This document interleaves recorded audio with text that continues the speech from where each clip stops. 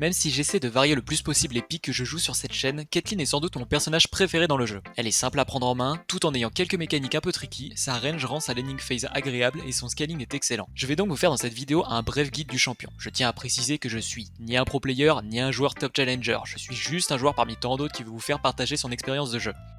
Ils n'échapperont pas à leur sort.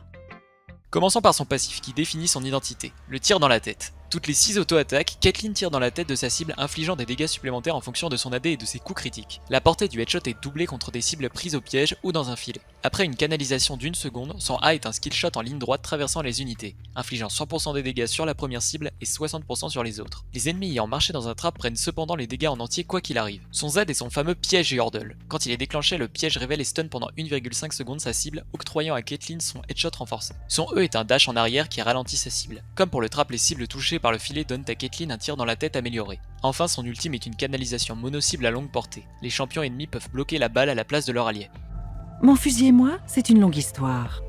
En ce qui concerne les runes, Caitlyn est un champion assez classique. Elle se joue de deux manières différentes. D'abord, on a la Caitlyn safe, celle qui va plus subir en lane que jouer agressif, où on va privilégier le jeu de jambes en rune principale. Kate consomme pas mal de mana en lane, alors le Presence of Mind est quasi obligatoire, mais vous pouvez vous adapter. Le vol de vie est plus sûr et vous pouvez prendre soit coup de grâce contre des cibles squishy, soit abattage contre des tanks. Pour le deuxième arbre, il y a plusieurs choix possibles. Soit vous voulez jouer très safe et vous optez pour des biscuits et des bots, soit vous prenez l'arbre sorcerie pour le Nimbus Clock et l'absolute focus pour la mobi et quelques dégâts supplémentaires. Comme dernier choix, vous pouvez prendre l'arbre domination pour des runes de sustain qui sont très polyvalentes et qui sont quoi qu'il arrive très fortes. Enfin, si vous voulez jouer Caitlyn et que vous voulez jouer aggro et pressure en lane, vous pouvez partir sur le Lethal Tempo qui vous fera stack vos headshots plus rapidement et qui vous permet des trades early plutôt intéressants. Un tir, un mort.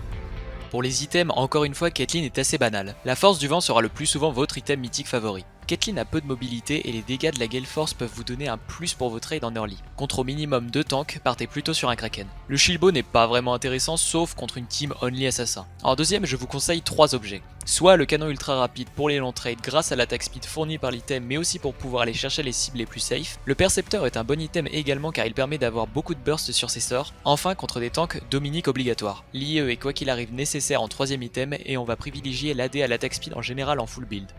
Désolé les gars, je garde les menottes en fourrure à la maison. Pour les match-ups, Caitlyn est un personnage plutôt bon à prendre en blind pick. Elle sera plutôt forte et prendra facilement la pression contre des persos faibles early avec peu de range comme Vayne ou Kai'Sa. Mais elle souffrira beaucoup du poke ennemi et sera plus compliquée à sortir contre des persos comme Ashe ou Varus. Le tout est plus grand que la somme de ces parties.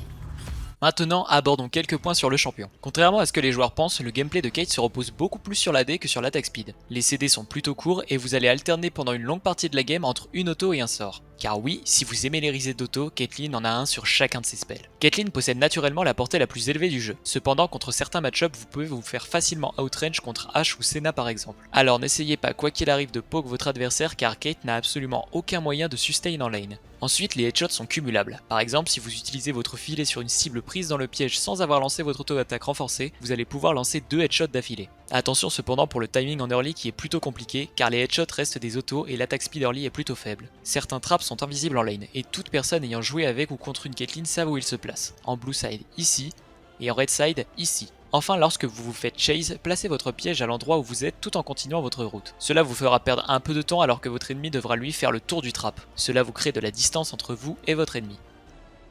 J'espère que vous avez apprécié ce nouveau format, vous pouvez me donner votre avis dans les commentaires. N'hésitez pas à vous abonner, à liker et à partager la vidéo, ça me ferait très plaisir comme d'habitude. On se retrouve la semaine prochaine pour un autre guide. Ciao à tous!